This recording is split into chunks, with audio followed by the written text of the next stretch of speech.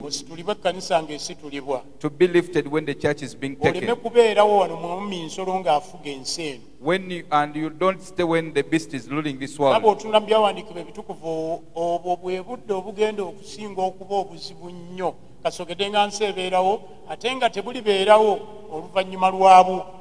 When you look into the scriptures, that is going to be a dangerous time when the beast is ruling, and it will never happen again.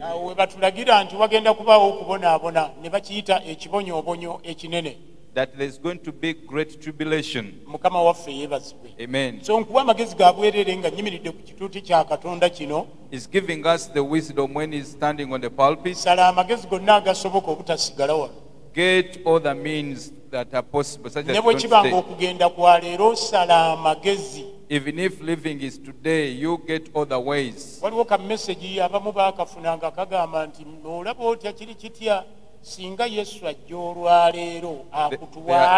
There are some people got that message that if Jesus would come today, would he take you? That message has a great warning in it. Ever since God gave us the grace and came out of the lockdown, there are words that we have been sharing. We have been sharing the Holy Scriptures and to confirm the source of our captivity. We got saved. We believed in Jesus to be our Savior. Why are we in captivity? Why do we suffer? The 3 times the pastor has spoken, this is going to be the first time. He was bringing this issue that we shouldn't disguise around. It is not the world that is making the church to suffer. It is the church that is making the world to suffer.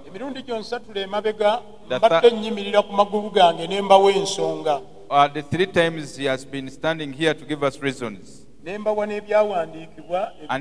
he has been giving us Holy Scriptures. Even today is repeating. It is not the world that is making the church to suffer. It is the church that is making the world to suffer. If the church settles in its position and does what is expected, as it is meant to do, as the master wants,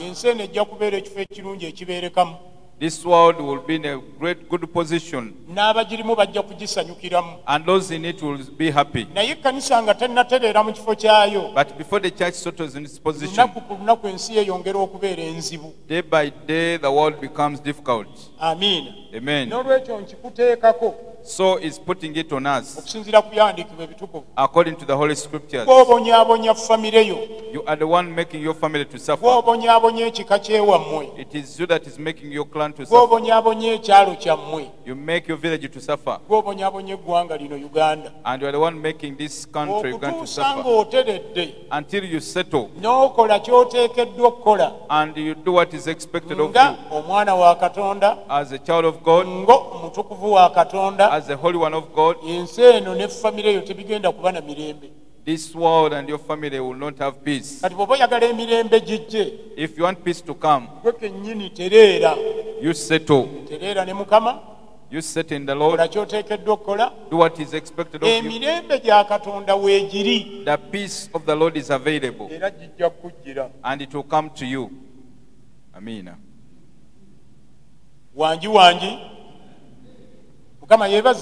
Praise the Lord.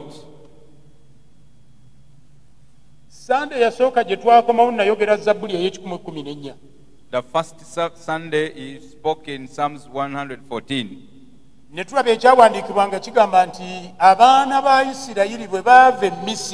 That when the Israelites left Egypt, it was a very important issue. When they left Egypt, secondly, they left people foreign language. People who don't talk about God. Amina. Amen. Abatakola bya Katonda. Who don't do things of God. Ne bamalirira ne baddayo mu matwale gaabwe. And they got determined and went back in their territory. Mu matwale ga Katonda. In the territory of God. Ne baddayo awatukuvu wa Katonda. They went back in the holy place of God. Ebyawandiikibwa bigamba nti ennyanja They see n'eraba ekyo so that n'edduka mu maaso gaabwe. and it ran away from them. Obusozi The mountains, nabwo ne bubaviira. they also left. Omugga guli Yoludaani omunene Jordan, ne guddayo emabega it also went back, gubaleke bayitewo. such that they may pass. Eyo awandiika yali abiraba. The one who was writing was seeing them. Omanyi Omwoyo Omutukuvu yawandiika Bayibuli. The Holy Spirit wrote the Bible. N'abuuza ekibuuzo And asked a question nti nnyanja ggwe Red Sea walaba ki? that you see. What did you see? Walaba kiki okudduka? What did you see to run away? Mukama waffe yeebazibwe. Amina. N'abuuza Yoludaani, He asked Jordan, ani yakusindika emabega that who pushed you backwards? mu busozi? Your mountains. Kyaba kitya mutandika okubuuka ng'obuligo obuto? How comes that you were jumping like lamb? Byonna ansa yali emu. The answer was one. Nti Katonda wa buli kintu kyonna ekiri mu ggulu ne ku nsi. That the God, the owner of whatever is in heaven and earth, Bano bwe baasalawo okudda eri Katonda, when they decided to come back to God, Katonda yali nabo God was with mu them lugendo lwabwe lwonna. in all their journey. Ennyanja n'eraba Katonda waayo. The sea saw their God. Yoludaani n'eraba Katonda waayo. Jordan saw its God. Obusozi ne bulaba Katonda waabwo. The mountains saw their God. Ne buviira abaana ba Isirayiri. And they gave way for Israelites. Amazima bw'oba ogaagala gaagale If you want the truth, you will have it. era gatwale. And take it. Ennyanja teyadduka Isirayiri. The sea did not run away from Israelites. Ne Yoludaani teyadduka Isirayiri. And Jordan did not run away because of Naye bano bwe Israel. baakomawo eri Katonda waabwe, But when these people came back to their ne God, Katonda waabwe yali nabo. their God was with them. Kaakati bino ne biraba Katonda mu bo. These saw the God in them.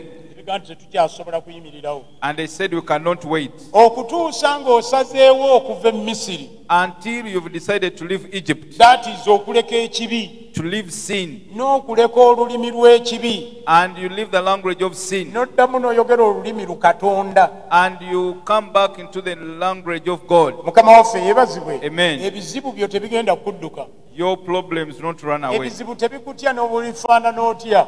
The problems don't fear you. Ebizibu bitya Katonda ali naawe. The problems fear the God that is with Kati you. bw'obeera ne Katonda ebizibu bigenda kuviira. If you have God, they will go So away. komawo. So come back. Mukama waffe yeebazibwe. Amen. Empologoma tezaalaba Danyeri. The lions not see Daniel. Ekyo nkyogedde obulamu bwange bwonna. He has spoken it all his life. Empologoma zaalaba Katonda The lion is so good, nga zimulaba mu Danyeri. and he was in Daniel. Empologoma ne ziga nti ono taliika. And they said, this man is not edible. Tetusobola kulya Katonda We cannot eat God. era tezaamulya. And they never ate him. Because Danyeri yakomawo eri Katonda. Because Daniel had come back to God. Danyeri yali ne Katonda, He had God, ne Katonda yali ne Danyeri. and God was with Daniel. Katonda lwalibeera Katonda wo, When God becomes your God, naawe n'obeera wa Katonda, and you also become of God, ebikuteganya bigenda kukusegulira. all things will give Nga way. toleekaanye toboggodde vaawo genda mumpe ku mazzi nyweko bijja genda. Without shouting and asking for water. Mukama yeebazibwe. Amen. So ekyo twakiraba. We saw that. Eka mbajjukize muteekeko masiki zammwe bulungi. You put on your masks very well. Very good. Eri atalina? Is there anybody without a mask? Tweyongeddeyo. We are continuing. Sande yaddako The second Sunday, nali mu Zabbuli ey'ekinaana mu olunyiriri lwa 13 ne 14. he was in Psalms 81, 13 and 14. Olunyiriri lugamba nti singa abantu bange bakkiriza okumpulira, The verse says that if my people had hearkened unto me, singa bagondedde eddoboozi lyange, if they had obeyed my voice, nga nnaalyanguye mangu nnyo I would have come very fast okulwana n'abo abalwana nabo. to fight with those who fight with them. Olunyiriri lulaga nti Katonda mwetegefu nnyo, That verse shows that God is very prepared. and he is more than. He's more than prepared Amiina. Amen. Okulwana n'ebikulwanyisa. to fight those things that fight you. Naye gwe tonnagamba Katonda nti go. It is not you who have not spoken to God. Katonda omugamba otya nti go? How do you tell God to go? You listen to his voice and you do what he tells you. And God will work. There is a verse in 2 Chronicles that my eyes are moving all over. I want to show that I'm great to the person with a perfect heart. God is looking for people with perfect heart to show them. And you are also telling the story that you are seeking God. He is seeking you and you are also seeking him. You will bypass each other. What do you do? Put your heart into perfection. That the one we saw in Isaiah 54. We read 11 to 17. He showed us many things he's going to do. No weapon against you. And many other things that you love. But there was one condition. Verse 14. In righteousness you will be established. God is looking for a person who is righteous, such that he can fulfill what he spoke in Isaiah 54. Fulfilling is for God. Righteousness is ours. When we do righteousness and we do whatever he spoke, he showed us that us with God we're in a covenant. That in an agreement there are two people. Every person in an agreement. Side A and B. Each person has what is supposed to do for things to move. In an agreement, there is no being sided. You do what is expected of you. And God will do what he's supposed to do. In our covenant with God, it is just to begin. When you do, I'll do. When you don't, it doesn't work. Amen. Amen. Now your suffering is not God. And it's not Satan. It is not demons. Your suffering, you are the cause. It is you causes trouble. Why?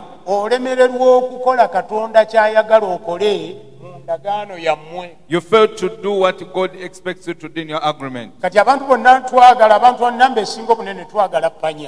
All many people want shortcuts.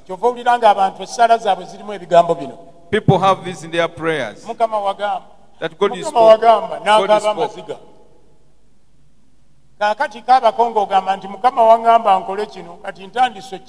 Now you Christ say, God, you told me to do this, I've started doing it. That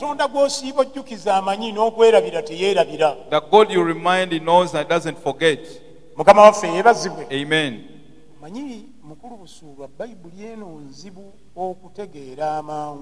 Yes, this Bible is not easy to understand.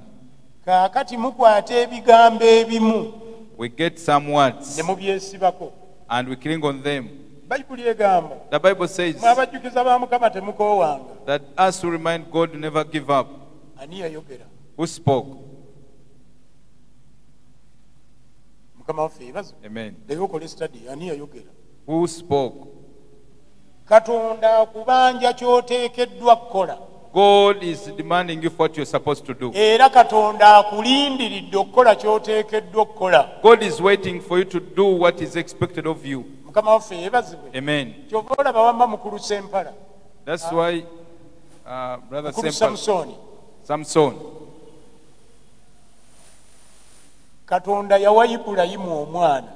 God gave Abraham a child. But God is wise. That when time comes like now, you answer even if you don't know. How many months does a child spend in the womb? myezi 9. 9 months. Lwaki Katonda amuwa mwaka mulamba? Why did God give him a full year? Lwaki Katonda amugaa nti obudde bwe bulidda nga kaakano? That when the day comes like now, ogwo guba mwaka mulamba. that is a full year. Lwaki amwongera emyezi 3 emirala? Why did he give him 3 other months? Katonda amanyi okwebuzaabuza kw'abantu. God knows how people disguise. Ne balwawo okukola ekibagambiddwa. They delay to do what is expected of Kyeyava them. ayogera n'ateekamu allowance ako. That's why I added allowance. Mukama waffe yeebazibwe. Amen. Ekyo nakyo olumu tujja kukisomako. We shall study about it. Okulwawo okukola Katonda ky'aggamba okukola. Delaying to do what God is telling you to do kye kimu ku bikubonyaabonya mu nsi. is what is making us suffer. Era mmwe abampuliriza wano mwali muwulidde ku bantu nga boogera bwe bati. You have ever heard people speaking like this? So n'ekyo Mukama yali yakiŋŋamba. That God had told me that. Ani yali awulidde omuntu ayogera bw'ati? Who has ever heard somebody speaking like that? Towulangako omuntu ayogera bw'ati? Haven't you ever heard people speaking? Ekyo nno kiboogedde Mukama yakiŋŋamba na mwaka guli 2018. That they have spoken. God told me. Ng'abonaabona leero. He's suffering today. Naye ekyokukola baakimugamba. But he was instructed. Kati oba alinda ki? I don't know what he's waiting for. Mukama waffe yeebazibwe. Praise the Lord. Okulwa obulwi. To delay. Okukola Katonda ky'aggambye. To do what God has commanded you. Naawe kikulemeza mu busibe. It keeps you in captivity. Okutuusa lw'olizuuka n'okola Katonda ky'aggambye. Until you wake up and do what God has commanded you. Mukama waffe yeebazibwe. Amen. Nkuŋŋaanya ebigambo bino byonna okubalaga nti obuzibu tebulina Katonda, tebulina Sitaani. He's gathering all this information to tell us the problem is not with God or Satan. Obuzibu buli naawe. The problem is with you. Omusajja ayogedde mu Zabbuli ey'ekinaana mu singa bakkiriza okumpulira. He has spoken in Psalms 81 that if they had hearkened unto me, n'ateekamu ne kano nga nnaaliyanguye mangu. that I would speedily. Katonda mwetegefu okukola. God is more than prepared to work. Naye gwe toli mwetegefu kumugondera. But for you, you're not prepared to So obey. okutuusa lw'olizuukuka n'ogonda. Until you wake up and obey, Ojja kubonaabona. you will suffer. Wangi. Is it okay? Tuli ffenna. Are we together? Mukulu ani? Mukulu Samusoni wali osome ku kigambo ekigamba nti bamalayika ba Mukama ne bamukwata ku mukono ne mukazi we ne bawalabe ne babangwiriza okufuluma. Olunyiri waggulu lugamba nti naye Lutti n'alwa. Bamalayika ne bamukwata ku mukono ne bamwanguyiriza Mukama ng'amusaasira. Wali olusomyeko? You ever read that scripture that God angels tolusomangako lubereberye essoya 19 ojja kusomayo. Genesis chapter 19. Katonda akwatiddwa ekisa Lutti. God was merciful unto Lot. Ayagala kwokya bibuga biri muliro. He wants to burn the cities. Omwami n'adda mu kwegira bw'ati. And he was delaying. Katonda n'amusaasira. And God had mercy. N'agamba bamalayika bamukwate ku mukono bamufulumye mangu. He told the angels to hold his hand and take him out. Otherwise okulwa kwa Lutti kwali kujja muleetera okusiriirira mu kibuga. The delay of Lot was going to make him to burn in the city. Mukama yeebazibwe. Amen. So singa abantu bano bakkiriza okumpulira. That if people had hearkened unto me, nga nnaaliwangudde mangu abalabe baabwe. that I would speedily overcome their enemies. Mukama waffe yeebazibwe. Amen. Ako mukulu wakawandiisa ajja katuweereza ku daily bread. They will send it on daily bread. Mukama yeebazibwe. Amen.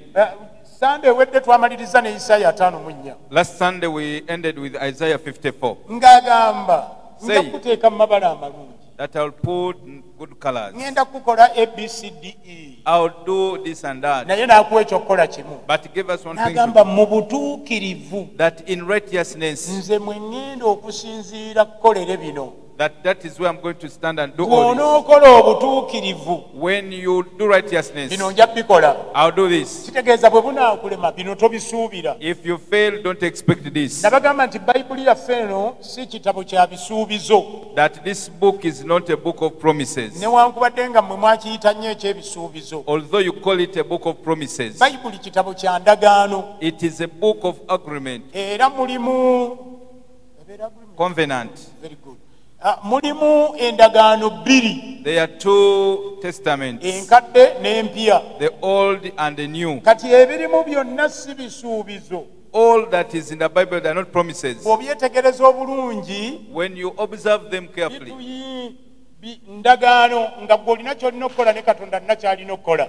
it is a covenant. You do what is expected of you, and God does what is expected of him. Mukama waffe yeebazibwe. Praise the Lord. Tuli ffenna. Are we together? Kati bw'olitwala Bayibuli ng'ekitabo ky'ebisuubizo ogenda kukona. If you take it as a book of promises, you will become raw. Mukama yeebazibwe. Amen. Ogenda kubeerawo ng'osuubira Katonda ajja akole. You expect God to come and work. Bw'oba oyagala Katonda akole, If you want God to work, noonya kye baakugamba okukola. you seek for what was told to do. Bw'okola Katonda kye yagamba okukola, Katonda agenda kukola sayidi ye. When you do what God promised, you do his side. Twagambye is more than. It's more than ready. Mukama waffe yeebazibwe. Amen. Katonda mwetegefu nnyo okukola kye yayogera. God is more than ready to do what he promised. Mu ndagaano yammwe ababiri. In the two covenant. Naye covenant of the two. gw'omulwisa, It gw'omulwisizza. is you delaying him. Mukama waffe yeebazibwe. Praise the Lord. Okutuusa lw'olikola, Until you do, Katonda tagenda kukola. God will not work. Bw'olikola, When you work, Katonda agenda kukola. he will also work. Mangu nga bw'akakola, Immediately, Katonda agenda kukola kye yateesa okukola. you have done your part, God will do what he promised. In your covenant, Nolwekyo Katonda si alina obuzibu, God doesn't have any problem. ate totunyumiza Sitaani. And don't tell us Satan. Kubanga Sitaani talina maanyi gasukkuluma ga Katonda. Satan is not more powerful than God. Gwe gw'olina amaanyi agalemesezza ebibyo. You have the power that is hindering your things. Because tonnakola paati yo Because you've not done your part mu ndagaano gye mulimu ne Katonda. in the covenant that you have with God. Amina. Nina abantegeera. Are there people understanding? Olwaleero njagala tutunuulire ensonga endala. He wants us to look at another reason Emu ku ezo ezituleetedde okubonaabona. that is making us to suffer. Emimwa gyaffe gyatula Katonda, Our mouth confess God, naye n'obusibe bwaffe bungi. but our captivity is in plenty. Nga tukoowodde Yesu. We have called upon Jesus. Buli w'ogiraba oti Yesu. Anything you say Jesus. Luli mwayitanga Biikira Maaliya. You used to call Mary. Kati muyita Yesu. Now you call Naye era Jesus. changes teziriiwo. And there are no changes. Abamu baayiga bubi, baayiga nti bw'oyogera mu linnya lya Yesu, mu linnya lya Yesu, boogera ne basavuwaza n'okusavuwaza ne basi linnya lya Yesu. Kati ne balowooza nti ebintu tebyekola bwe bityo. Some people just think that when you say the name of Jesus, things will work out. No. Amiina. Amen. N'ekigambo ekyo kitegeeza kino. And that word means this. Kambajjemu kye mbadde mulina mbateekemu ekipya. He's going to give us the new thing after removing the old one. Emizimu tegitya bw'ogamba nti mu linnya lya Yesu. Demons don't fear when you say the name of Jesus. Kubanga ne ky'oba oyogedde endowooza yo What eba you've spoken, tekitegeera. you don't understand what you're speaking. Ekigambo ekyo kiba kitegeeza That word means nti Yesu ye yalibadde wano ng'akola kino. that Jesus would have been here doing this. Naye olw'emirimu emirala emingi gy'akola, But because of other works, amuderigeted, he has delegated. antumye, ansindise. He has sent me. N'olwekyo leero siri wano nga Mbogo, He's not here as Mbogo. ndi wano mu linnya lya Yesu. He's here in the name of Jesus. Mukategedde? Have you understood it? Kakati ffe tukoogera nnyo nnyo For us, we speak it a lot naye mu butamanya. in ignorance. Linnya lya Yesu, linnya The lya name of Yesu, Jesus. linnya. The name of Jesus. Era n'olaba nga tewali changes. And you don't say any change. Kati ne bw'otoyogera nti mu linnya lya Yesu, Even if you don't speak in the name of Jesus. naye Sitaani n'obwakabaka bwe ne bumanya nti ono azze ng'atumiddwa. And Satan and his angels will know that this one has been sent. Will just go. Bameka bakategedde olwaleero? How many people have understood that? Singa olwaleero mubadde mwagala okukyaza wano ani If you wanted a visitor Kibuhabulwa here, YKM, a YKM, naye olw'akalulu n'emirimu gy'alina n'asindika wano omuntu, but because of the busy schedule, he sent somebody tugambe nno n'asindika ani Moses and sends Moses, Byaluhanga. Byaluhanga. Kati ffe ne tuba nga twategese kwaniriza president, And for us, we are prepared to welcome a president. ne tufuna essimu ng'egamba nti pulezidenti yennyini tagenda kujja. And we get a call that the president himself will not come. naye atumye Moses Byaruhanga. But he has sent Moses Byaruhanga. Kakati mu protocol. Now in protocol. Protocol kyeki kibabuulira. Mu mitendera. Bwe bityo. Kakati tetumugamba nga tumwaniza ssebo w'ekitiibwa mukulu Moses Byaruhanga, we are very glad to see. No. We don't say that to Byaruhanga, we are glad to see you. Entebe yennyini muzeeyi gye yali tuddemu gye tumutuuzaamu. The seat that you had prepared for the president to be given to him. Era bwe tuba twogera tuga Sebo His Excellence tusanyuse nnyo okulaba kati abamanyi excellent ow'enkuufiira ne batunula baga nti oyo tamumanyi si yeye nedda si yeye naye kati azze mu linnya lye. Yeah, he will not be His Excellence, but he has come in his name. Na buli kyayogera kyonna And whatever he speaks, akyogera mu linnya ly'oli. he speaks it in his name. Baga nti mwebale nnyo okukola omulimu guno gye ŋŋenda okukola. That thank you for this work, what I'm going to do. Ngenda kuteeka wano ekizimbe nga kyonna kyandabirwamu njereere. Kati tetubanja Moses president yaba ayogedde kubanga ono yazze mu linnya lye. So when he promises us another building, we will not praise him, but we shall praise the president because he came in his name. Ani akategedde? Who has understood that? Kati ono abazze mu linnya lye. This one has come in his name. Amina. Amen. Kati ne bw'atabeerawo ng'akyogera kale nze ndi wano mu linnya lya pulezidenti. Even if he doesn't say that I'm here in the name of the president, tukimanya omulundi gumu ne tumanya nti oyo yazze. we will know it once and we will know that he has Kati come. lwaki emizimu gya mputtu gy'oli? Why a demon is disobedient to Ate you ng'oyogera nnyo mu linnya lya Yesu, mu linnya lya Yesu. and always speak in the name of Jesus? Emizimu si misiru nga bw'olowooza.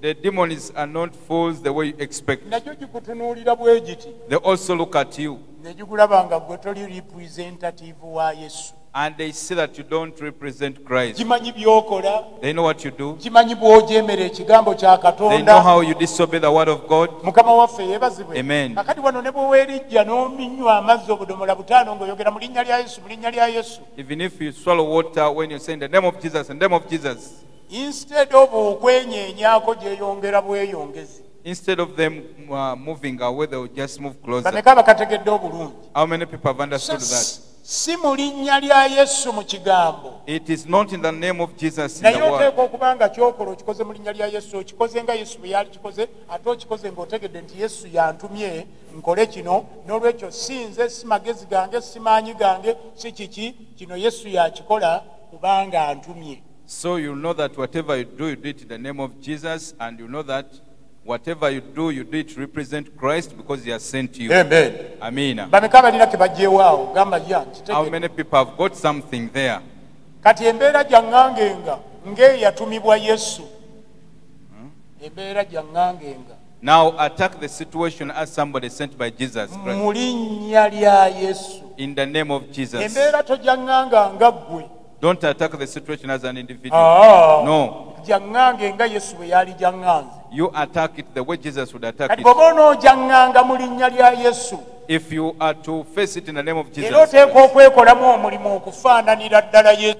you have to do work in yourself to resemble Christ. Enneeyisaayo, The way you behave, enkola gy'okolamu ebintu, the way you do things, engeri gy'oyogeramu, the way you speak, obutukuvu bwo, your holiness. ng'emizimu tegikubuuza nti gwani. When demons don't question who you Naye bwe are, gikulaba gikwekanga ne girowooza nti Yesu yazze. when they see you, they will get frightened, think that Jesus has come. Danyeri bwe yamalirira okufaanana Katonda, When Daniel got determined to resemble God, empologoma tezaalaba Danyeri, the lions did not see Daniel. empologoma zaalaba Katonda. The lions saw God Era tezaamukwatako. and never touched him. Lwaki? Why? Danyeri yali mu Katonda, He was in God ne Katonda ng'ali mu Danyeri. and God was in Daniel. Ani yali alidde katogo bwe kati? Who has ever eaten that food? Ebinyeebwa nga biri mu ttooke n'ettooke nga liri mu binyeebwa. When the nuts are in the bananas and the bananas are in nuts, Eriyo abakazi abafumba n'afumba akatogo ne kakutabula. there are women who can cook that mixture. Ng'otuuka ku levo nga tosobola kwawula binyeebwa na matooke. You reach a level of not distinguishing nuts and matoke. N'ebaayo abafumba oba babiyiwako buyiyi luvannyuma. And there are those Afumba ones- ebinwe n'ayiwako. Kati ng'ebinyeebwa ne bw'oyagala kubisalanga And there are those ones who cook that even if you want to separate nuts from matoke, you do it. Kati nze mu by'emmere nsinga kunyumirwa kiri. For according to the pastor, he enjoys the other one. Njagala nnyo kino nga kyanyikidde mu kiri. I once, when the Matokas entered into the Guinness and the Guinness, namala emyaka mingi ko nga ndi muwulu. He spent very many years when he was a bachelor, ate nga neefumbira. cooking for himself. Nali nkola mu katale. He was working in the market. Kati mu butale ebaayo emmere. So in the market there is food. Yabangayo n'empuuta. There was also Nile punch. Nga nnyumirwa nnyo empuuta. He used to enjoy Nile punch. Nga nnyumirwa nnyo ne muwogo. And cassava. Ekyokubiri muwogo nga nnyanguyiranga omuwulu. So cassava, it was easy for him as a bachelor. He could peel it and cut it, and also cut the Nile punch and cook. So the soup of the Nile punch, it could enter in the cassava. Amen. What used to eat? Ani yali alidde ku kibeero? Who has ever tasted kibeero? Wuli eri. Nga supu k'empuuta kayingidde mu kawogo nalyanga n'entuuya nna. You could eat and feel happy. Mukama waffe yeebazibwe. Amen. Nafumbanga emmere yange okutuuka ku level nti nga tosobola kwawula muwogo na mpuuta. He reached a level of failing to distinguish the cassava and the Nile punch. Kaakati twagala okutuuka ku level nga tosobola kwawula mbogo na Yesu. Want to reach a level of not distinguishing sorrow and Jesus. When Jesus is in me and you are also in Jesus, because Jesus is big, when you look like this, you don't see Mbogo. You see Christ. Demons will see Christ. All situations will see Jesus. Amen. How many people have understood what the pastor spoke? When you reach that level, you do things like Jesus. And whatever you do it in His name. Even what He's seeing, you seeing Him. Amina. Webale nnyo mukulu busuulu okukola byombi. Okuvvuunula n'okuyiga. Mukama akuwa omukisa. Wandiika ekigambo ekinene nti okumanya.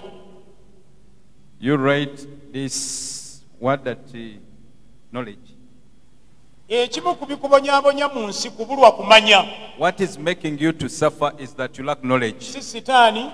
Not Satan. Si mizimu. Not demons. Si bano b'olowooza abakuloga. Not these people you think they are bewitching you. Omanyi tuli eyo naye munnaye Mbogo ng'atusiraanyiza. That this Mbogo has made us to Mbogo yaggyawo amaanyi agayita Katonda asiraanye abantu ba Katonda mulova abalokole. Where did he get the powers to make people suffer? Ab'okumakya mbagambye nti omuntu yenna bw'omuwuliranga ng'ajobojja mu bigambo ebifaanana bwe bityo. That if you hear anybody speaking such words, ng'omugamba nti gwe pulobulemu yo. You tell that person that you are the problem yourself. Ng'omugamba nti gwe muzimu ogubonyaabonya gwe. That you are the demon making yourself to suffer. Era nkwegayiridde ndi wano ku kituuti kino togobereranga bigambo bye. Don't you follow his words. Kuba naawe bigenda kufuula munafu naawe sitaani akubireyo. So they make you weak and you'll be beaten by the devil. Mukama waffe yeebaze. Amen. Nakibagamba emyaka mingi wali okiwuddeko nga nkyogera nti nze teryandoga. Wali okiwuddeko nga nkyogera Mukama wakange. Wadde abaloga gye bali naye teryandoga. Although there are people bewitched, but there is none but the bewitched. Era lumu nabasoomoza nzijukira n'olulala nali ku crusade ebweru ne ngamba nti alowooza nga aloga ndoge tulabe. And he one time challenged us and the people on the crusade that if there is anybody bewitching, let him bewitch me. Musumba olina amalala? Sirina malala. Why? It's not pride. Singa nina amalala saalyambadde bigatto bino. If he had pride, he wouldn't have put on the shoes. Naye nina obuvumu munda mu nze. But he has the confidence nti bwe mbeera mu Katonda, that when he's in God, ne Katonda n'abeera mu nze, and God is also in him, you can't. Tosobola. Tosobola kuloga Katonda ali mu nze. You cannot bewitch the God that is in me. Mukama waffe yeebazibwe. Amina. Okitegedde bulungi. Have you understood it? Kati emboozi yammwe eyo ey'okumalwa. Now those stories of marrow takers, na mudaala gwange baaguloga, that my wife was bewitched. Wafuna mukisa ky'okuba ng'ologebwa. Which chance did you get to be bewitched? Mukama waffe yeebazibwe. Amen. Otegedde kye ngambye Samson? Have you understood Samson? Okakasana nti omudaala gwo basobola okuguloga? Can they bewitch your selling stock? Nali nkola Nakawa. He was working in Nakawa. nga ntunda kasooli omubisi are selling raw maize. olunaku olwo lwali lwa mukaaga. It was a Saturday. Nali nkola n'omuvubuka nga bamuyita Yusufu. He was working with Joseph. Kati yafa yali musiraamu. He died. He was a Muslim. Twali tukola bizinesi zaffe. They're working together. Kati olunaku lwali lwa Friday emirimu ne giba mitono. It was a Friday and there were few kyetwayitanga emirimu emitono abalimi b'omu kyalo kwolwo tebaleeta bintu bingi. What they used to call little work, people from the village wouldn't bring anything. Obudde nga buwungeera bwe buti. When the day was becoming evening, nejjayo akamotoka ng'omusajja alinako kasooli. there is a man that came with maize. Twali tusigaddewo babiri nze ne munnange Yusufu. There were two people remaining with Joseph. Akamotoka ne tukagula. They bought the car. Kasooli ne tumuyiwaawo. They put the maize there. Ne tubikkako ebisaaniiko. And they covered with the rubbish and they went home. Kati Saturday nenkeerewa. Now Saturday, ekyankeereya sikijjukira oba mukazi wange he doesn't know what delayed him. naye mumanyi nammwe abalina abakazi. And you know people are married. Sometimes omukazi agatugenda tundika wano. Kati natuuka leeti. So he went late. Ntuuka leeti nga Katonda yatuwadde omukisa. He reached when God had blessed them. Nga tewali mmotoka yonna eyingiza kasooli. No vehicle had come with maize. Ntuuka essaawa ziri 4. He reached at 10. Abakazi abava e Namuwongo, abava e Naggulu eno. Women from Namuwongo, Abavange giza Mbuya. Nga bonna baagala kasooli. They all wanted maize. Kati Yusufu. Now Joseph, lyali lyagala nnyo ebyokulogaloga. he used it to love witchcraft and used to walk in witchcraft, but working with the born again. He was coming from Luzira. You remember that hole where a woman fell. He ran when he saw him. You could think that he was Samson or Dere. And he reached him. That you know what they did to us, that they bewitched us. That how? That on the maize, that they cut a hen and put the head there. That the maize is there. That do those people need the maize? Said yes. Told him we wait. Now you give way. So he reached where maize was. And he asked them, the people wanted maize, they said yes. He had showed them the head. They were shaking. He got the head and he crossed. He crossed it where there was a park. Crossing the road was easy, the cars were few. That was 80-something. Was 80-something. So he threw the head. He came and said, those who want to make money today, in the name of Jesus, you pick maize. Less than 15 seconds. People started dividing the maize. He did the work that he used to do, to count and get money. In 25 minutes they had taken the maize and I had a big bundle of money. Use the advantage of not having maize in the market and raise the price. And he told people that those who wanted to get money, you get maize. Now they divided the maize. He counted the money. Those who got it were divided first. God fulfilled his word. They sold it from there. They sold it like 3 people, one selling the other. And he told them that our things of Jesus has a blessing. Now after they counted their profit,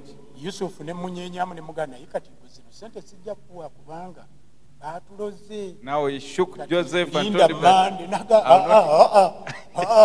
I will not give you money because they beat us. Now don't you see that we are going to enjoy this money without trouble? There is a problem. Even what you are, you don't know.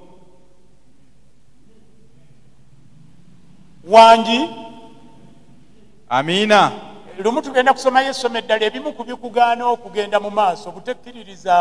We shall have another topic that one of the things hindering you to progress is not believing yourself.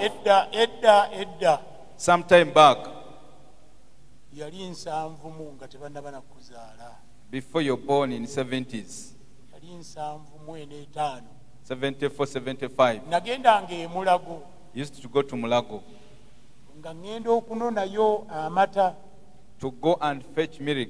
Mama wange mukatata Kiberu yali akola Mulago.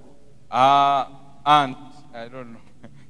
The wife to his uncle was working in Mulago. Kati yavange Mulago nga obudde bwa matate bunnatuuka ng'atuuka ku William Street n'angamba gende Mulago no n'amata. He could send him to go to Mulago and pick milk. Abasirikale babanga bazibu nnyo nga toyita ku mulyango. But the soldiers were tough, you couldn't pass. Kati ne mbayigira amagezi. So he got the wisdom. Nenkimanya ne leero bwe kiri. Even today it is like that. Omusirikale yenna bw'otambula nga totidde ng'oli mugumu. If we walk towards a soldier when you're bold, nga toliimu kakankana, when you're not shaking, omuyitako. You can bypass him. Kati nze nakwatanga akatabo ka novel book. Used to have a novel. Navanga eri chuchuchu. You could go. Ate gwe. That about you. Nga simunyega bwe yafubanga. You couldn't respond. Nga mpanika akatabo nga student. And you could raise the book. Say student could leave. Ndi muyizi wa medical muno temuli bayizi. That is a medical student. So embeera bw'oguma omutima. When you harden your heart. Naddala kati sigamba biri bya kiyaayo bye nakolanga. Now he's not talking about the other way. Naye bw'omanya nti ndi mu Katonda. But when you get to know Katonda ali wamu na and God is with me. Ekibuuzo kiga nti Katonda bw'abeera ku ludda lwange. The question is, if God is on my side, kati ate omulaba agenda ku baani? Who can be against me? Amen. Ekimu kubonyabonya. One of the things making you to suffer. N'otuuka okuba ng'osiraana. And you reach a level of having losses. Tolina kumanya. You lack knowledge. Ne ky'oli tokimanyi. And what you are, you don't know. Nze mundaba bwe nzija wano nze mmanyi mbu wano ndi musumba. He knows when he comes here, he's a pastor. Tambula omone neekalakaasa kati ntunuulira ennamba oba zaateredde biki. He walks around to check. Amaaso ne ngateekako. When you don't have mask, you put on mask. He doesn't mind whether you're tall or short. He is a pastor. He has a lot of confidence that when you disobey, continue to go. Because when you get out, don't make him.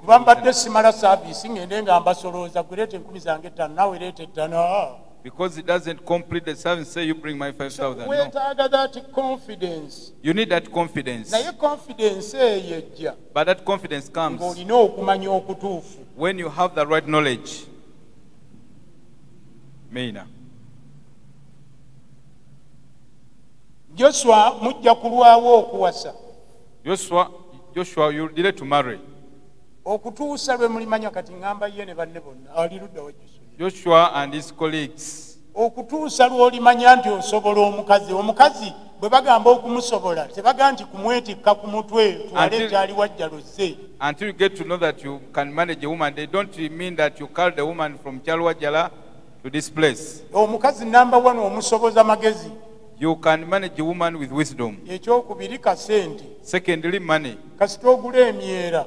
If you get the matoka and you abakazi bansanyusa abakazi abo bemulaba abantu balungi nnyo era mbakubireko mu ngalo. Women are very good, clap for them. Ne bw'ogula emyera egy'ebitaano alya. Even if you buy for 500, you should eat. Kati mmwe okutya kwammwe kubagamba. Your fear tells you. Omukazi kati ngoyo ng'omuliisa ki abaffe tubaliisa. Now like that one, what can you feed her? Balya muwogo n'omulala wuuno Katonda yatuyambye dda bamutuleetedde wano tugenda kutwala. Cassava and another one is here. Okulaba nga amufumbye nga naye alya. You will see her cooking it and she will eat. Kati bw'oba tonnafuna kumanya. If you lack knowledge, era togenda kufuna boldness. You will not get the buvumu egamba mukazi nti nkuwasa. To tell a woman that I'm marrying you.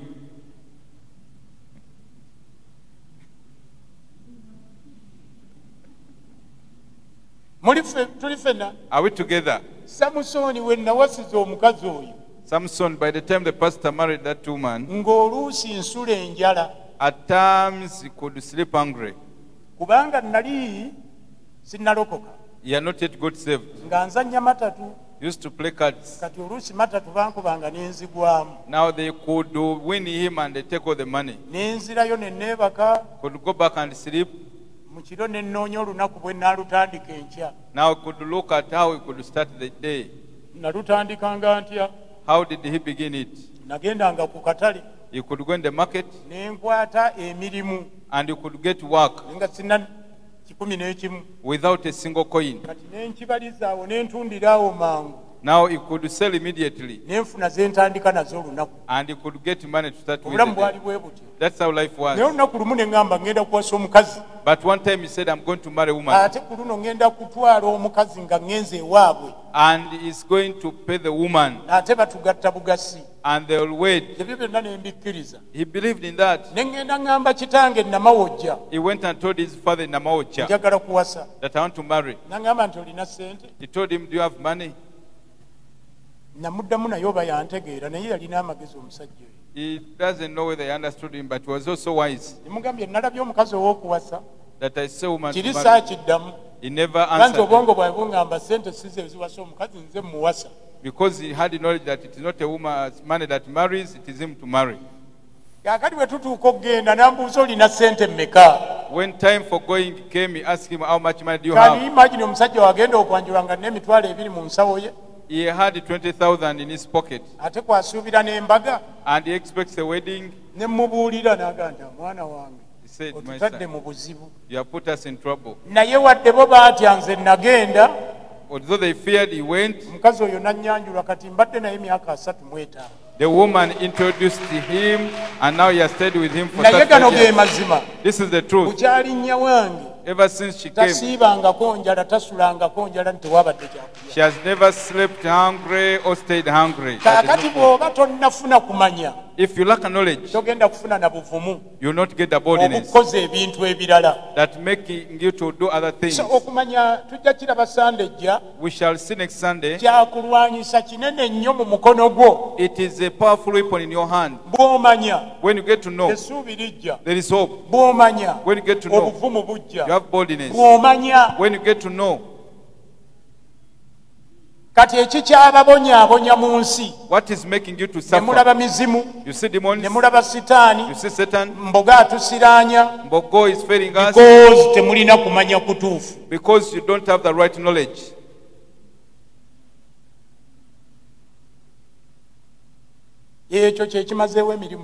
That is what is killing your job. Joseph had feared to sell maize. His knowledge said that is there a dog here? There is a dog. Yes, that there is a dog here. Or they are birds. Maybe it was carrying this head and it fell in the maze. His brain delays to say that they are bewitching me. You shouldn't threaten him with the witchcraft. Amen. They were still in Luzira with his wife. Amen. One woman wanted to bewitch them. It never knew why she wanted to bewitch them. Before in the morning, She brought blood. We don't know whether it was of what.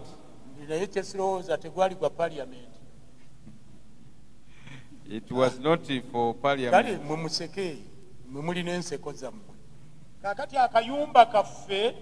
Their house. You saw the house where the pastor stayed. That doorway. She poured blood using a same circle. At 5 in the morning, his wife wanted to go out. When she opened, she shouted, that what? They poured here blood. By then the pastor was saved. He told her to enter. For him, he went out. Amen.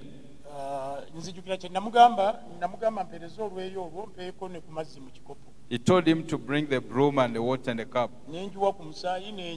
So he poured there the blood and he swept. And he went and came back. Told him, go out. He was not doing it because he was busy. He was building his faith. That the way she has feared, demons will come. Whenever you fear, you give the devil the advantage. Amen. How many people know that? So he was cancelling the fear in her. What you think never did it. He didn't pray. He has faith that is big.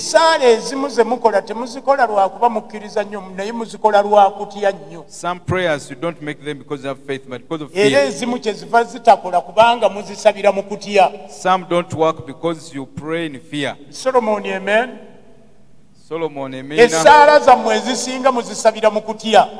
Most of your prayers, you make them in fear. So him who doesn't fear sometimes doesn't pray. He could go. He went to work in Nakawa and came back. And they knew nothing. But when he came back, in their village,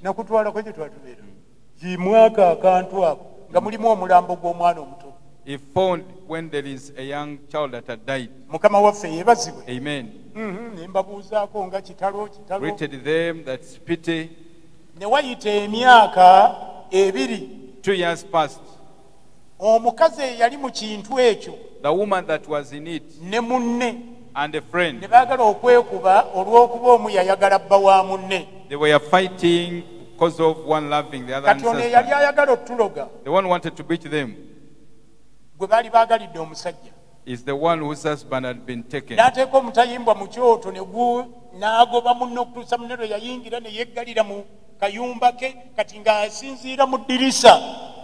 she wanted to burn the colleague and she ran up to when she had closed herself in the house.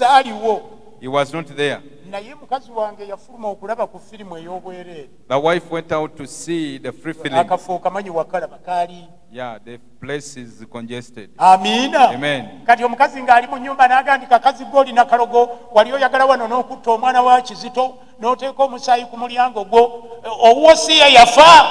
Now the woman confessed that she wanted to kill Mbogo's child, and you put blood in his compound. Isn't yours who died? She spoke when the wife was here. And she remembered the blood. And remembered that even that there is somebody who died.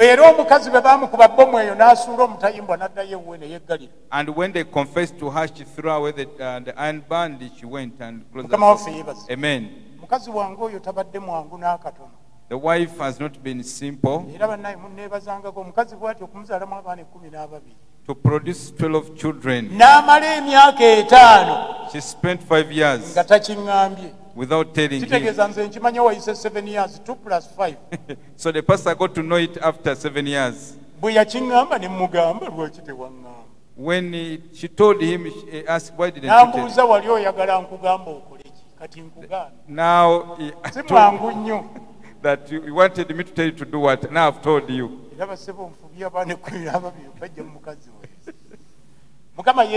Praise the Lord. Now what was I bringing? They are not preaching you. It is your mind. Amen. He worked with women in the market. The women loved witchcraft. He started it before getting saved. He was in the Luzira market. When women could bring lumonde and cassava, they come with the passion leaves. How many people know the leaves of passion? Because it is passion. That because they are putunda, that when they put them, they will sell. So you got to know their foolishness. Whenever they could enter, they could find when the pastor has put his cassava there. Cassava for 5 days. From Kalule, it's the one you got from Owino. Some could even go faster. And the car could enter. When it was reversing, could tell them that you fold your cassava food. He used to call himself limited. Now limited have come. He used to speak a lot. That limited have come, you fold your food. There is word. He never used to bewitch. They were not of witch. But they could paralyze your brain. That limited have come, you cover your food, you not sell before you sell.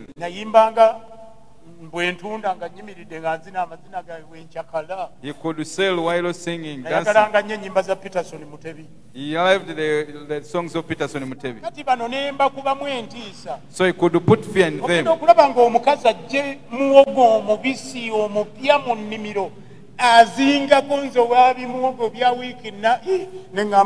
Could see women with their fresh cassava covering it. He learned another thing. There are few people that sell while talking. So he was he could sell people, to people in prison. There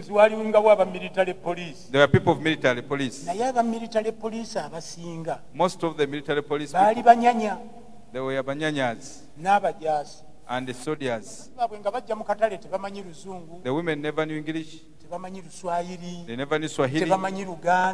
Luganda. They were like that.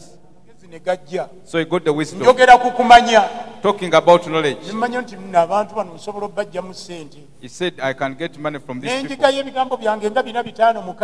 He learned 6 words of Lunubi.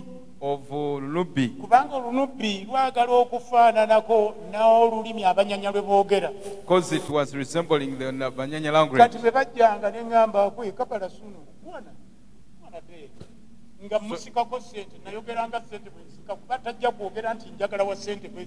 So he could now pick the money while not talking and give them and they go. They were moving like ducks. How many people know how ducks move? How do they move?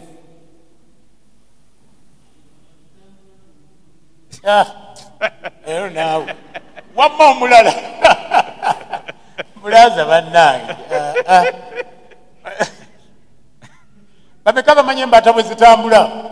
Sumba museke okimanyi. Zitambula zitya babuulire. Leka naawe. Tugira. Essebo. Yemutereka zinne waazo. Nedda omulala. No. Another person. zitambulira mu straight line. They move in a line. Era embaata ekulembedde bwegwa mu kinnya zonna ne bwe ziba 15 zigwamu. Mbadde nkusuubira okujjukira ekyo. Twakyogerera gindi eri ne tugaa nti Mukama waffe yeebazibwe. Amen. Kaakati ne bano bajjanga nga mbaata. They used to come like ducks. Nga bwenkwata asooka. When he could get the first one, ebibbo byonna bakazi nga 20 nja baguza emmere. he could sell to all of them. Mukama waffe yeebazibwe. Amen. Teryali ddogo naye kumanya. It was knowledge. Namanya bentunda nabo bwe bafaanana. He used to know the people he was selling to, bakozesa ddogo. that they used witchcraft. N'ensaabulula eddogo lyabwe n'ebigambo. He could dilute their witchcraft with words. Ne mmanya abajja oggula tebamanyi lulimi. That those who are coming to buy, they never Bo the language. bayiiyiza. It is you. Omu bw'awaayo ekibbo bonna ng'obamaze. When one gives in the basket, even others. Nalina omuvubuka nga bamuyita Dirisa amulabako. He had a friend called Lisa. Nga y'abala wali yateekamu emmere. He was the one putting their cassava. Nkwata money. For him, he was getting Naye money. nga nkwata money n'enzina n'okuzina kuba ssente zajjanga ne ndaba nga zizze. Money could come when for him he was dancing. Kumanya. Knowledge. Ekimu ku bikubonyaabonya mu nsi. What is making you to suffer in the world? Tolina kumanya. You lack knowledge. Tofaayo kufuna kumanya. You don't mind to get Ne knowledge. kulimu gy'okola. Even the place Ne of ku work, ssomero ly'osomeramu. the place where Ne you mu study buweereza from, bw'okola. even the Ne ministry, mu bufumbo bwo. even your marriage. Okimanyi nti eriyo omukazi amaze emyaka 7 naye nga bamukuba lwa mmere. Do you know that a woman has spent 7 years being beaten because of food? Ne kati ajja n'agamba Musumba nsabiraako. She comes and says, Pastor, pray for me. Omanyi omusajja wange emizimu gyamujjula. That man has demons. Omanyi mu Misiri. Kati nga ayogera n'olowooza nti ye alowooza ayogera mata naye ng'olaba obusiru bumuli ku mimwa bw'ekiti ayogera Would busiru you think bwereere. that she's speaking sense, but it's foolishness? Myaka 7 bakyakubira mmere 7 years they are caning you because of food. kubanga bw'etesiriira ebiririra. When it does not become burnt, then it is not water. Lw'etebiriridde ogijjuza omunnyo hafu kiro namba. When it is not plenty of water, there is a lot of salt. Lowooza musajja nkuba. That the man is beating Lwaki me. tebakuba ggwe nga Bayibuli egamba nti omuggo gubeera mabega wa musirusiru? Why can't they cane you when the Bible says that the stick goes behind Bw'okimanyi the nti person? okumanya lwekulijja mu bulamu bwo. That when you have knowledge in your life N'ofumba emmere ng'etegeerekeka. and you cook food well, Wali okirowoozezaako nti balooyo asobola n'okukulerako n'akuliisa? that your husband can even Musumba carry you, tekisoboka oli even feed omusajja. you, that it is impossible. Omusajja gwe wamwonoona olw'obusiru bwo. It is you spoiled your husband because of your Funa goodness. okumanya. Get knowledge. Omusajja ajja kukomawo. The man will come back. Kye ngamba ajja kukulerako. He will carry you, Akuliiseeko kuba even leero alaba feed you, ekipya. because he has seen something new. Akero. Akero. Kopango. Mukama waffe yeebazibwe. Praise the Lord. Bameka abali nange. How many people are following? Si sitaani, It is not si Satan, mizimu, not demons, si Katonda kukukyawa, not God hating si you, bakuloga, not people naye beating wasi you, busiru. but your foolishness has gone far.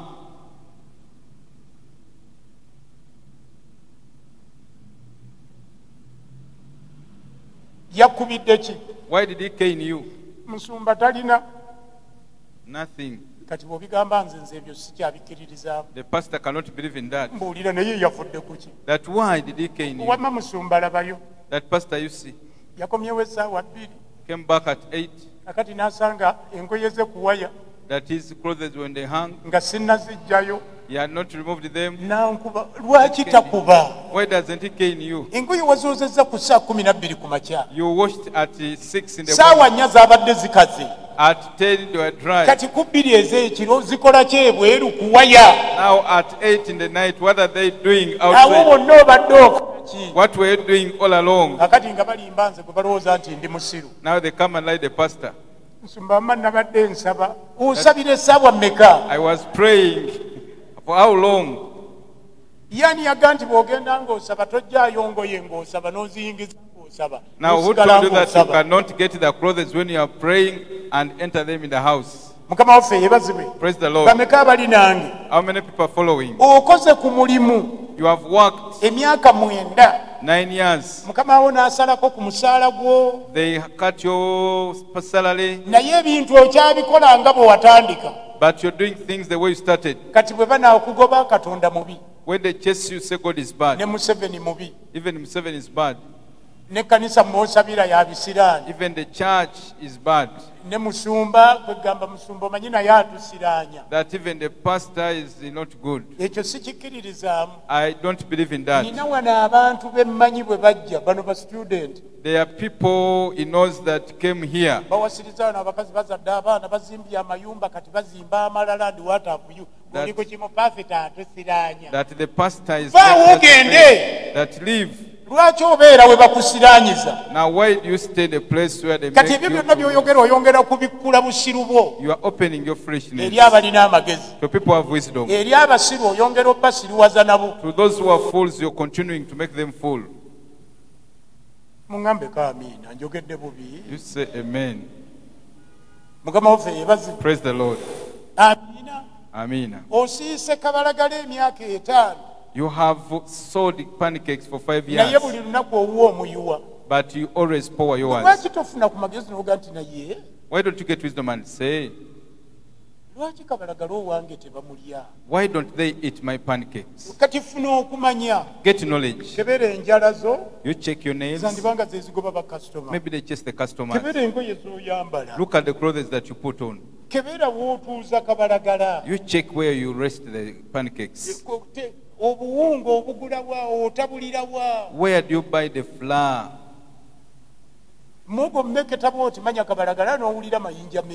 When you taste the pancakes, it's full of stones. You want them to buy. That pastor, I give the tithe. Now not on the 10th, now put in knowledge, put in good behavior. The bad behavior you came with from Nakapiripit, you have it. They call and say, we're selling pancake. That you tell me how many you want, don't make us to feel headache. When he walks away, you say that you go. Are you the one who always takes it? Now when will you develop? Those are not demons. Those who are going for ministry, God should give you knowledge. Not every situation is demons. That one also come on Wednesday. That pastor where I sell from, there is a Muslim woman. That woman, what she has done to us. Before she sells, we cannot sell. And I said, let me go to my pastor to pray for me.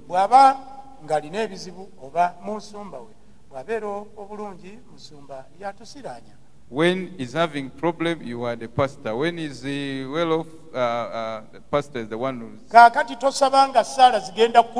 failed. Don't pray the prayers that are going to people are interested in bringing problems instead of money.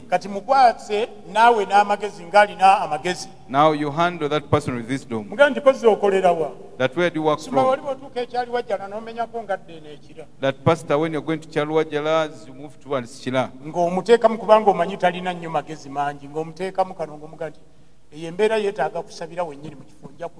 Now you tell him that I need to pray from your place, I'll come there. That pastor went. Don't tell him. When you tell him, he will sweep there. When I get time. Maybe next Sunday, let me see whether I'll get time. That I've also worked, I've left the job. Let us see next week. Now when it is 5, you'll go there. That pastor, you've come. Even if I'm a pastor, I cannot eat your pancakes. That your children are there defecating, and you talk about Satan demons.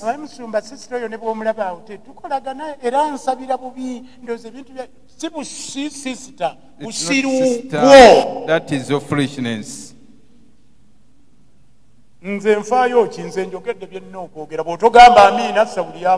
you don't say may, it is up to you. How many are saying that what you brought today there is wisdom? nabo nno agenda okuwasa gundi naye agolodde olowooza bulijjo soogera byamagezi muleero oyogedde kubirira ku magezi naye n'awuuba oba mwabaaki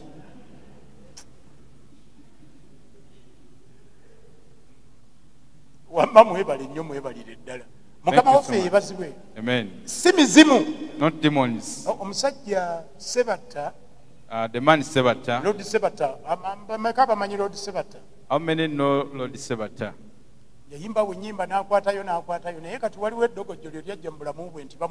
Now there is something that you got that is being he fell sick and almost died. Now he was there and got wisdom. He understood that it was not witchcraft. He sang and he said it's not witchcraft. What is making you to suffer is not witchcraft. Lack of knowledge. Mu bufumbo bwo birimu emizimu mulimu olugambo otuula nnyo ne bamalaaya ne musimba olukono omusajja n'akomawo ng'aleese ebyenda kakwotake ayagala okamufumbire n'akateekaawo emmese ne zibikotwala. Now you always in stories with other people, a man brings his offers and they are taken by the rat. Nammwe abasajja mubyogera. And even men you speak. Omukyala sikyamutegeera ennaku zino. That I don't understand my wife these days. Why? Alabika yafunayo omuntu omulala. Maybe she got another person. Naye omukazi naye omusaasira. Now you have pitied a woman. Myaka 9 gy'obadde nayo togulangayo wadde empale ey'Enkumi 2,000. 9 years you have even never bought for her a nickel of 2,000. Omukazi n'akaaba olumu nakkuba ne ku mikono ng'omukwatako nvaako atuuka tutongulira na mpale nzenta mbaako obwongo ne butajjaamu magezi. You don't get wisdom. Oyagala naye ajje mu kyaki. You want her to come to church. Agenda kujja atya mu kyaki nga talina mpale. How will she come in the church without a knicker? Oba tomanyangako bwe kizitowa genda okikola olwaleero. If you've never known it, you can do it today. Olwaleero bw'otuuka awakajjamu empale. You remove the old trouser and underwear and put in the trouser and you walk, you will see yourself naked. As the dress but the knicker. Some people have wisdom. She will see her without a knicker. You can see and say that person doesn't have a knicker. Now when that person gets to know, Amina. That I had your 10,000. And I saw that have this money to buy. Man will say, this 9 years, this man. Kati omukazi omututte mu kukemebwa. You are taking the woman into temptation. Because tolina magezi. Because you're lacking knowledge. Bikubonyaabonya ebisinga obungi. Most things that are making you to suffer. Obulwamu okumanya. You lack knowledge. Wamma gwe kanjogere naawe wagenda okuwasa. Let me speak with you. He's going to marry. Tolekanga awakanga tewali kibiriiti. Never leave the house without a matchbox. Omukazi atambule n'akasigiri agenda yeewuuba. The woman walks with the cigarette. Mukyala gundi kanzijeko n'amanda 2 ngenda kuddizaako. Najjako amanda 2 nazzaako 5 gofiirwa. And they pick 2 and they put there 5. Ekyokubiri abantu be bali muyiga. When the people learn her, bagenda mukwanira ku manda. They are going to take care of what you don't know. Abakazi abo bonna b'otunuulidde balina ensonyi. Those women that you see they are shy. Era batya okuswala. They will fear to get ashamed. That when you are to make a woman to fail, you tell her what to make her ashamed. Did you know that? That the man doesn't buy charcoal, I always see you. Now when she gets ashamed, now this person gets a chance to speak. That's how we lie. ogenda okukakkana bambi omukazi nga bamututte ataalyenze omwenzesezza olw'obuusiru bwo. Now a woman wouldn't have fallen into temptation. She has fallen into temptation because of your foolishness. Bameka abagamba nti kyenjogera mazima. How many people are saying what you're speaking is the truth? Beera musajja amanda gabeerewo, ebibiriiti bibeerewo. Let there be charcoal, let there be Omunnyo matchbox. gubeerewo. Lwaki omukazi atambula n'akasoosi ng'asaba omunnyo? Why should the woman walk looking for salt? Oba oyongera okulaga abantu obunafu bwo n'obusiru bwo. You're showing people your foolishness and your Kati laziness. ng'ogguddewo oluggi lw'amaka go buli omu ayingire. So you've opened the door and everybody will enter in your home. Christopher owulira kye gamba. Christopher, are you hearing what I'm telling you? Bameka bawulidde kye Oluganda Joshua owulidde kye ŋŋambye. Brother Joshua, are you hearing what I'm telling you? Bize yakwata. Owulidde bye ggambye taata. Have you heard? Bw'ofunanga omwana w'abendi tomuwa gaapu. When you get somebody's daughter, don't give a gap. Ebintu bibeerewo mu bungi muyombe ku kintu ekirwaki ogaba ebintu. You will just quarrel over one thing. Why do you give away things? Naye muleme kuyombera ku kintu naawa nti tewaleseewo manda. Not to quarrel that you never left charcoal. Agenda eyo mu mimwanyi ne bakola ebyensonyi nadda. Ovaawa. Laba nno bw'alebeza emimwa ng'ambuuza. Sifa kuno n'amanda wano waguzeewo ekibiriiti. Naye ng'amanda ataddemu n'amanda. Now in the charcoal, she has mixed charcoal. Basisiteme sirubalwanidde mudde munyo mugambe nti olutulwanidde ssebo. You used to confess that you fought for us. Mukama waffe yeebazibwe. Praise the Lord. Tusibiddwa. We are in the captivity. We suffer. Tubonaabona. We suffer. Nga si mizimu. Not because of demons. Si sitaani. Not Satan. Siri advocate wa sitaani. He's not an advocate of Satan. Ndiyo advocate wa Yesu. He's an advocate of Christ. Katonda yansaasira. But God had mercy upon him. N'antuma okwogera amazima. And he sent him to speak the truth. Ago ge mazima ge batabagamba eyo. That is the truth that they don't tell you Kati there. bw'ogenda mu bannabbi eyo. Now when you go in the prophets, Bo baagala kukumalako sente. they want to take away your money. Sister ekyo kijja kukyuka. That woman, sister to change. We are going to pray. Sooka oteekewo ensigo. First put the seed.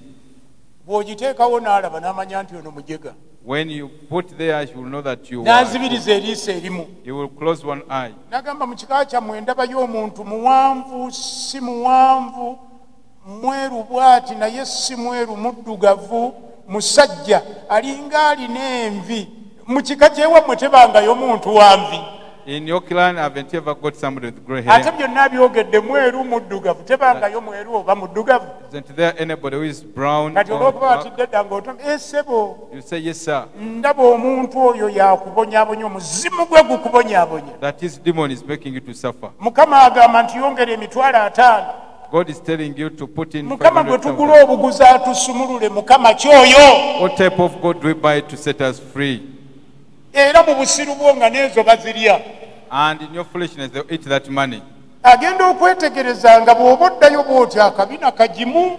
When he sees you when you're going back, you are healthy. Anti walekawo essimu nakubira n'abasisita nina ekintu nabadde nkusabira ekiro kino Mukama alina ekintu kyeyandaze naye bw'oba osobola jjangu. Now she will tell you that when I was praying, God showed me something. If possible, come back. Ogenda okujja mukazi wattu nga weefaananira nga bw'ofaananaga nti Mukama nga ebyandiikibwa biri mu Bayibuli. Some we can get them from the Bible. Ng'akusomera ekyawandiikibwa nti munaabe muwanyise n'engoye kubanga mugenda kusinkana Mukama. That you bathe and even change the clothes because you're going to meet God. Ekinaabiro kya kinangaga nti Oluganda Mukama agamba sooka onaabe. God is telling you that first bathe. Atidde kano kuba ayagala genda e Kampala naye ono kasasiro gwe bayiwa mu kkubo. He has feared the bad smell. Ng'ogenda onaaba mukazi wattu. You can't bathe. Gaga ni Mukama yaŋŋambye. God told me. Embeera yo nzibu naye Mukama yaŋŋambye nti nteekwa okukulaga omukwano ogw'ensusso okukwata mu kifuba akunyweze amafuta gennina gayingire mu bulamu bwo kubanga embeera yo nzibu. That your situation is difficult. I need to hug you and my anointing. Mu busiru bwe buli. In your foolishness. Nga n'ekyo okikola. You also do that. Yeemagazaamu katono bw'ati yes Lord. Yes. Now start saying Yeah. yes God. Yes God. Yeah. Agambye gye musikaati. Yes, God has told you to remove the skirt. That God has told you even remove. Hallelujah. Yes, Lord. Yes. Agenda okudda ng'oli bute si gwe taagenda mu saaluuni. Oh.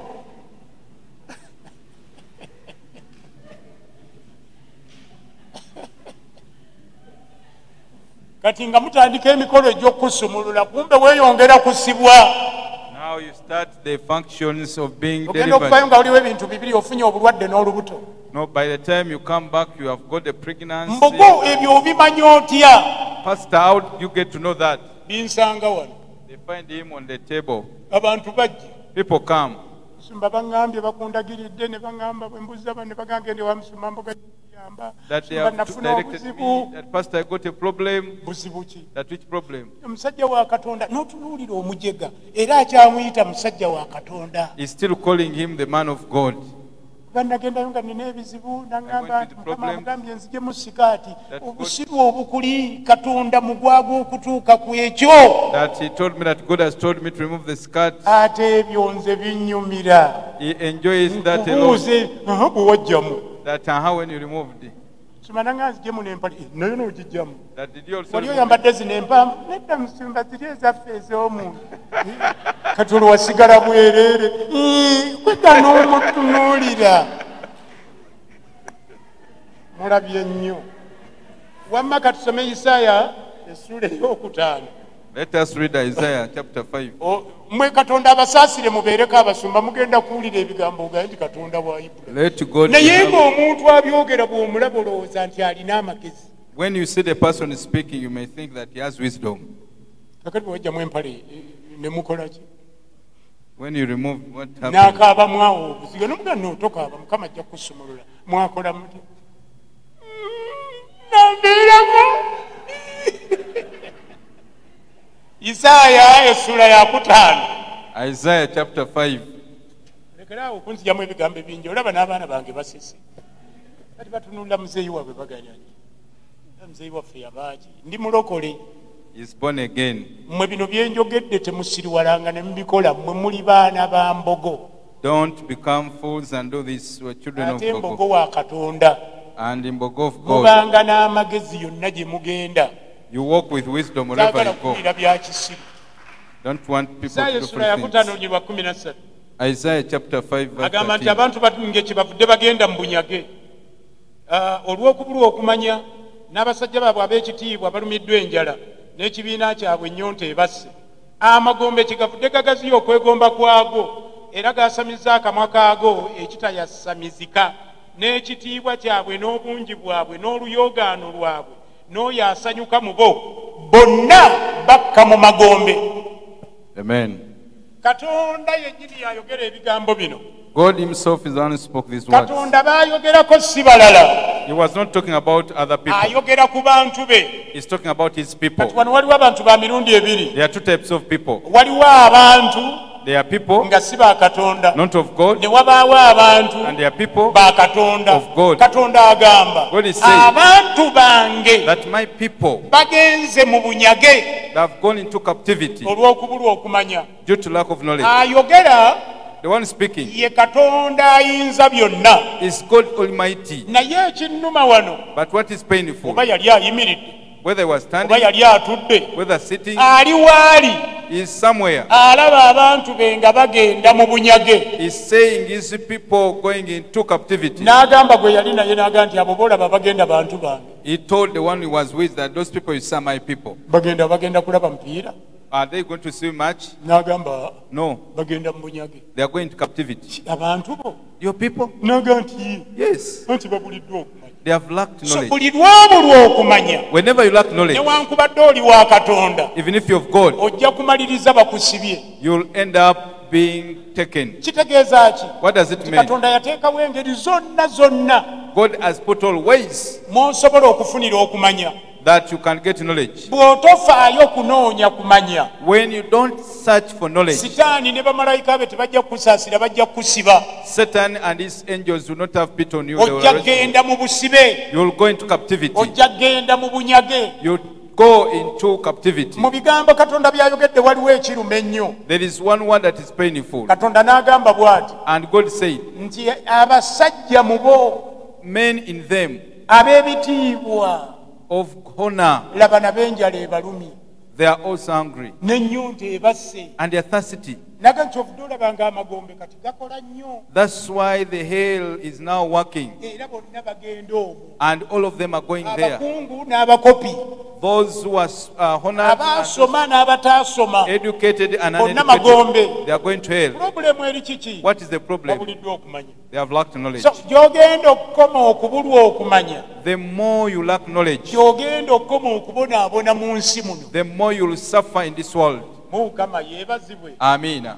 Koseya Hosea. nga tunoonya bwe tumaliriza Koseya essula ya 4 Hosea chapter 4, olunyiriri olusooka verse 1. then bwe nnaamala nsome n'olw'omukaaga. Afterwards, you read also verse 6. Olunyiriri olusooka lugamba nti muwulire ebigambo bya Mukama mmwe abaana ba Isirayiri, kubanga Mukama alina empaka n'abo abali mu nsi. Kubanga tewali mazima newankubadde okusaasira newankubadde okumanya Katonda mu nsi. Kanzijeyo kye twagala. Let me pull out what you want. Bw'obulwa okumanya mu nsi muno, When you get to lack knowledge in this world, Katonda abeera mu mpaka naawe. God will be in disagreement with you. Kitegeeza ki? What does it mean? Nti Katonda mubeera mu lutalo nalwo You'll naye. be in the war with God. Bwe mulwana ne Katonda, When you fight with God, emizimu nga gisanyuka. demons will become Kanga happy. gimanya nti Katonda takyakutaasizza They will know that God will not protect you. nga gibonyaabonya. They will make you suffer. Mukama waffe yeebazibwe. Amen. Abantu bange ndi mu mpaka nabo. I'm in disagreement with my people. Lwaki oli nabo mu mpaka? Why? Anti baganye okumanya Katonda. They have failed to know God. Kati lwaki Katonda awakana naawe all the time? Why should God be in disagreement with you Mu all the bulamu time? bwo, In your life, mu buweereza bwo, your ministry, mu mirimu gyo, your work, mu bufumbo bwo, your marriage, ne mu byonna by'oteekako engalo. and everything that you touch? Lwaki Katonda awakana buwakanyi naawe? Why is it that God is in disagreement with you? Tolina kumanya kutuufu mu You Katonda. don't have the right Buli knowledge. lw'obulwa okumanya okutuufu, Whenever you lack the right knowledge, Katonda kuba bukubi. God will beat Katonda you. bw'aba kuba emizimu gisanyuka. When God is beating you, demons celebrate. Kino kibagamba nti amaziga g'ente essanyu lyaki? That's why they say that tears of the cow Ssanyu lya mbo.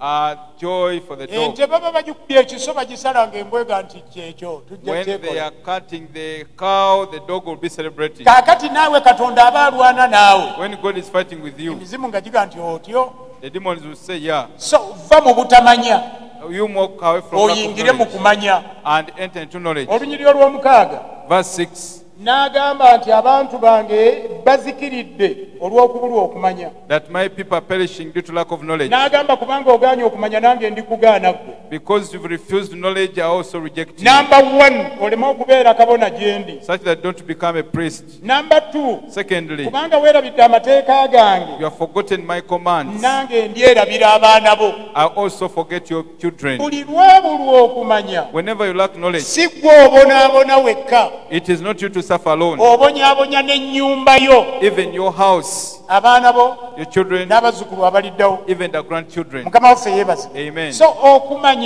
Knowledge, kyakulwanyisa ky'amaanyi nnyo it is a powerful weapon ky'oteekwa okuba nakyo ng'omukkiriza. that you should have as a Bw'oba believer. onoobeera successful in life, If you are to be successful in oteekwa life, okuba n'okumanya. you must have knowledge. Nima nnyaanya, nima kasooli, nima bijanjaalo, simanyi nkuba mayinja, oteekwa okuba n'okumanya. You must have knowledge in whatever Noonya you're doing. mukazi wa kufumbirwa, oteekwa okuba n'okumanya. You have to be with the knowledge when you're looking for Mukama God. waffe yeebazibwe. Praise the Lord. Buli ky'olowooza okukola mu nsi, Whatever you think of doing, oteekwa okutuula wansi ofune okumanya. you should sit down and get the Oba right knowledge onoogenda mu maaso. if you are to proceed.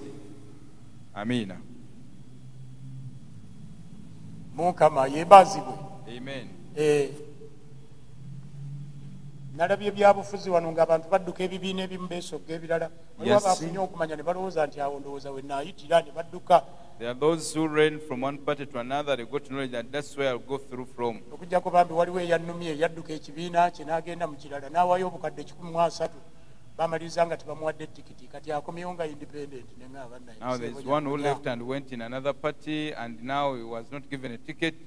He has come as an independent person. Abantu bwe batyo bwe babonaabona. That is how people suffer. Nja kukulaga gye bujjeeyo mu maaso. He will show us naddala ku Sande ejja Katonda nga embeezi. On next Sunday. Nti mu butamanyi obonaabona nnyo. That when you lack knowledge you suffer a lot. Oyinza n'okufa ng'obonaabona. You can die even when you're suffering. Njagadde obbeegayirira okuva n'olunaku lwa leero. I beseech you from today. Ekigambo kino mukijje mu kamwa kammwe. To take this word out of your mouth. Ne mu vocabularies zammwe. Even in your vocabulary. Bandoga. They are bewitching me. Bansabira bubi. They are praying for me badly. Gundi ansiraanya.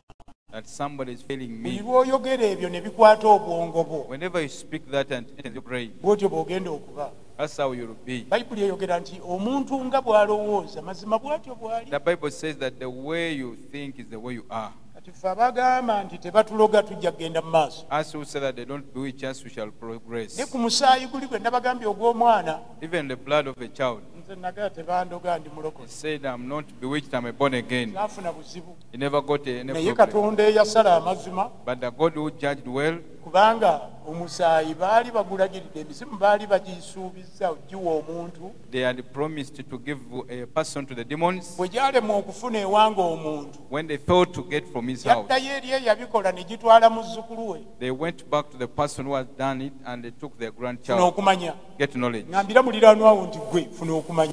Tell your neighbor that get knowledge. Musimbe kesira wadde muli mu meters 2 awe mugambe. Although you are in 2 meters, tell him. Ne kano kamugambe kajja muluma naye kajja kuggwawo mugambe nti va mu busiru. Tell that person that move out of foolishness. Tomutya nze nkutumye. You don't fear. Mugambe viira ddala mu busiru. Tell the person to walk away from kati foolishness. ne kino kimujjukize nti okubona obusiru bwo bwe bukubonyaabonya. And remind that person that is your foolishness. Mugambe olunaku lw'olireko obusiru n'ofuna okumanya okutuufu. That the day you leave foolishness and get the right knowledge. Ogenda kuba musumulukufu. You will be free. Ngero essula ya 8 olunyi lwa 9 tugendeeka. Proverbs 8:9. Lesoni ennemeddeko nkutteko kimu kya kusatu tujja kubeera nayo Sande ejja oba oyagala okumanya kati tujja kutuuka okumanya kukola biki n'ebifaanana bwe bityo okuvaawa. Where do we get the knowledge? N'ebirala What does bingi. it do? Mukama waffe yeebazibwe. Praise the Lord. Agamba nti byonna byangu eri oyo ategeera era bya nsonga eri abo abalaba okumanya. Katuluddemu byonna byangu eri abo abategeera. Ekyo kimu. Ekyokubiri era byonna biba bya nsonga eri abo abalaba okumanya. Amen. Ekigambo kya Katonda kigamba nti eri omusajja n'omukazi alina okutegeera byonna biba byangu. A woman and a woman who has understanding, all of them are easy. Mukama waffe yeebazibwe. Amen. Abantu bangi balemeddwa okuwasa balemeddwa okufumbirwa. Many people have failed to marry, to get married. Ne bamaliriza nga benze. They have ended up fornicating. Omuwala alemerako mbu ayagala gawuni ya bukadde busatu. A girl who said that she wants a gown for 3 million. Nga bukyazaalibwa kutuuka wali tayambalangako lugoye lwa siringi 10,000. When ever since she was born, she has never put on a cloth of 100,000. Ayagala gawuni ya ssaawa nga 3 okubeera mu ya miliyoni 3. She wants a gown of 3 hours for 3 million. Miliyoni 3 ng'alinako negative emitwalo 3. And on the 3 million, it has negative 300,000. That is waliwo abamu banja emitwalo 3. There are people demanding 300,000. Naye alemerako ayagala gawuni. But she wants that gown. Kati akubeera bubi musumba. That pastor. Naye nze ndowooza twaligize ne tugirira ennaku zino batunga ebiteeteeyi ebirungi no sya musumba sya. That they make good dresses. Say, Pastor, how? Kakati gwe badde oyagala tukole tutya? That what do you want us to do? Musumba baŋŋambire mu kyaki. That tell them in the church. Ani akolerera gwe mu kyaki? Who is working for you in the church? Gwani yagamba nti mu kyaki tujja nga tetulina byaffe byakola. That who told you that you come in the church when you don't have. Era abalenzi abagenda okuwasa wano mujje ndowooza mu kyaki. Now, boys who are going to marry here, you take away your mind from the church. Mwebaze nnyo Katonda olw'ekkanisa eno. Thank God for this church. Nti tubakola ekyejo ne tubasabira ku ssente. That we ask money on your behalf. Naye genda mu makyaki ezo olabe. But go in the churches and see. Bintu weerwanako wekka. You fight for yourself. Now you for this place, don't make it a point. That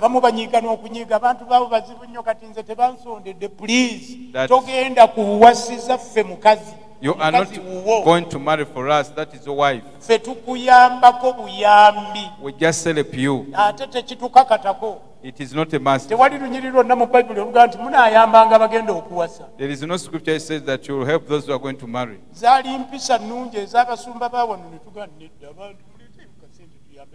It was the pastor's decision that you let us help her. That they gave me $20,000. How much did you want? You ask the person going to marry. First you have faith, when it comes you marry. Ask the sister how much money do you have? That pastor, you are my father. Praise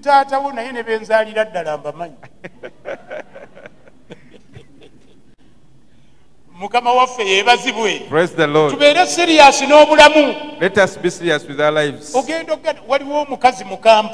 There is a woman in Kampala. She was progressing from a youth into a woman. She refused to get married because of a gown. The man made history. He went and went. And even the pastor. She said, Pastor, me. When the breast is still there, the pastor told the pastor, the man told the pastor, he was a pastor. The pastor, should I tell you? I'll not change the day of the wedding. I'm going to marry. That the woman refused. That put there 2 eyes. I'm going to marry. They even approached the woman in the afternoon. That if the gown is not there, I'm not going.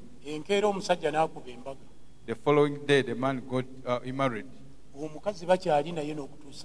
They are still with the woman up to today. Now on the Monday she cried. Sunday, Monday nikamutuukako nti yawasiza nagati naye abasajja bazibu nnyo bannabasajja kale mbuno yo naye mulokole musumba gwe wayagala gawuni. You wanted a gown. Linda abagawuni balijja.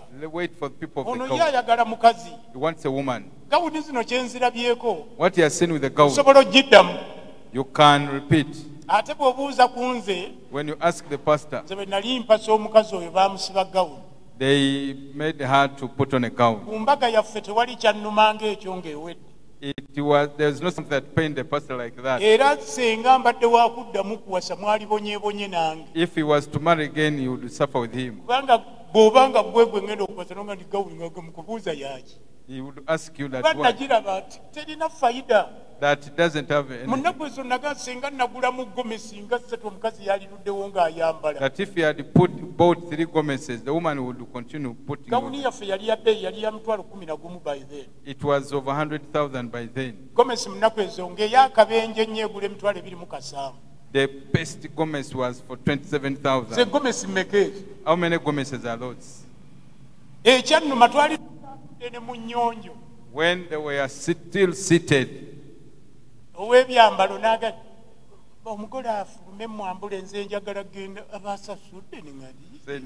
the bride come out and to go. Naye ng'olinamu akasente naye gawuni tekugaananga okufumbirwa kubanga ebintu bibiri byanjawulo omusajja wanjawulo ne gawuni. That you should love the gown when you have some money. Bw'ebeerawo well and good. If it is there, it is okay. Bw'etebeerawo. If it's not there, fumbirwa. Get married. Katonda agenda kuwa abaana mu kifo kya gawuni. God will give you children instead of a gown. Ekyo kikkiriza. Katonda ayinza okukubagiza n'abaana n'ozaala obwana awo 15. God can pay you back and produce 15 children.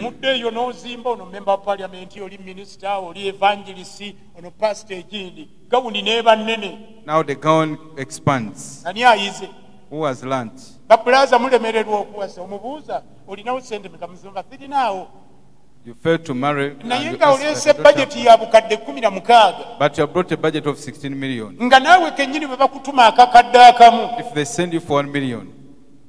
Oleeta muzeeyi Zedde. You bring the real Mzee. Muzeeyi Zedde yaani oyo? Bakidaawo. You bring bucket. Tuleeteyo akakadde kamujjo nomba ne bakidaawo. You bring with the bucket. Mwangambye akakadde That you told me that oyagala 16 bwambaga. You want 16 for the wedding. Tolinaayo naaka. You don't have a single. Ennyumba bakubanja emyezi 9. They are demanding you 9 months. Ennyumba ya myezi 9 ng'ate ennyumba ogisasula siringi emitwalo 4. You pay 40,000 a month. Kati bakubanja emyezi 9. They are demanding you 9 months. Oyagala obuuza nti kati zino zaaki zino. That this one is for what? Musumbezo za video. That for video. Mu nyumba gy'osulamu temuli masannyalaze. There is no electricity in your house. Tolina nawe ogenda kussa video. There is no way you're going to see. Gundi tebagissa mu sigiri. They don't put it in the naye sigiri. olemerako nze video njagalako. That I need a video. Bayisaaka abataalina video tebaawasa ne bafumbirwa. Isaac who never had a video didn't he marry? So tubeere n'okumanya. Let us have the knowledge. Ekirala mu kumanya. Another thing. Teweepimanga ku gundi. Don't compare yourself with somebody. Nze mbogo ndi mbogo. Mbogo is mbogo. Andi ndi mbogo nzekka mu nsi yonna. The only mbogo in the whole world. Kakati gontuno naye musumba atuswaza. The pastors are shaming us. Alisibye ku ttaayi. Would have put on a Genda tie. eri abalina amataayi bakusumbe. Go to those with ties to pastor you. Tututeganya. Don't Nze disturb. mbogo nze mmanyi embeera yange. He knows his life. Akunenya naye taleetangayo ne ttaayi n'emu newadde okulimba ey'ekyayi. Kuba Blaming wakiri walisibye and you've ekyayi never- mu kagundi n'obireetera mu kirabo ngenda okutuma nga ono yaleese ekyayi.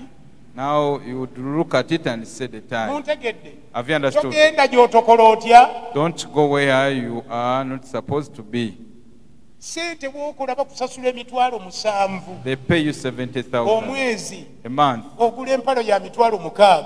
You buy a trouser of Toba 60,000. muguwa ddalu.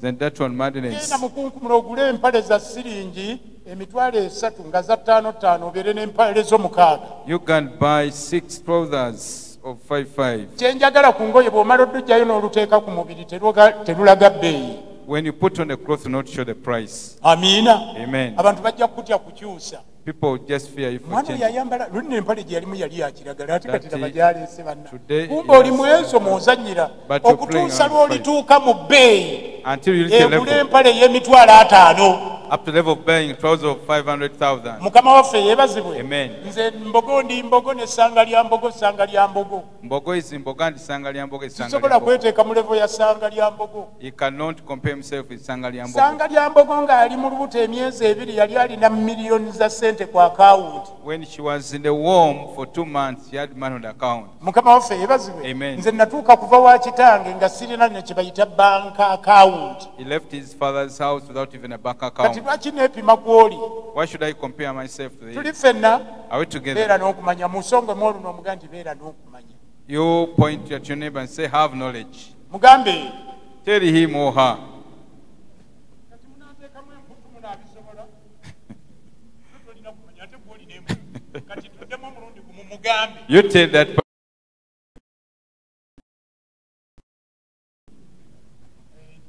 Eri eri abagaanyi. There are people who have refused. Katuve ku mwana w'omu. Let us leave the people. Erinnya lya Mukama lyebazibwe. Praise the Lord. Mwebale nnyo mwebalire ddala. Okay, katono nnyo.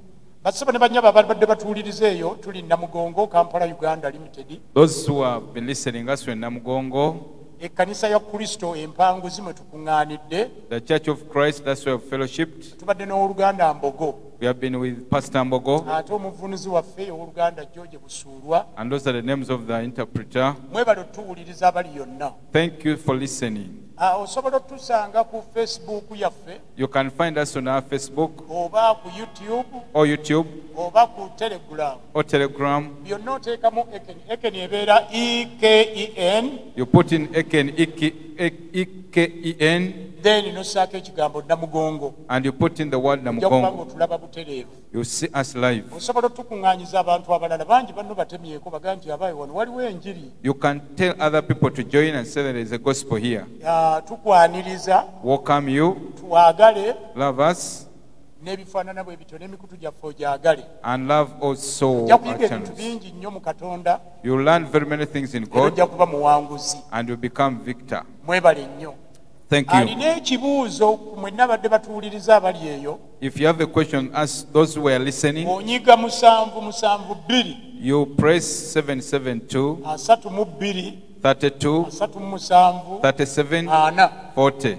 Njiddamu Is repeating 772 772 32 32 37 37 40. 40. N'obuuza ekibuuzo kyo. You ask your question. Omwoyo wa Katonda ali ku nze. The Holy Spirit is upon the Era pastor nfuseeko amafuta. and he has anointed him. Nja kuddamu ekibuuzo kyo. You will answer your question. Bw'oba tonyizeeyo onyiga 756. You can press 756 Era 32 again 32 37 37 40. 40.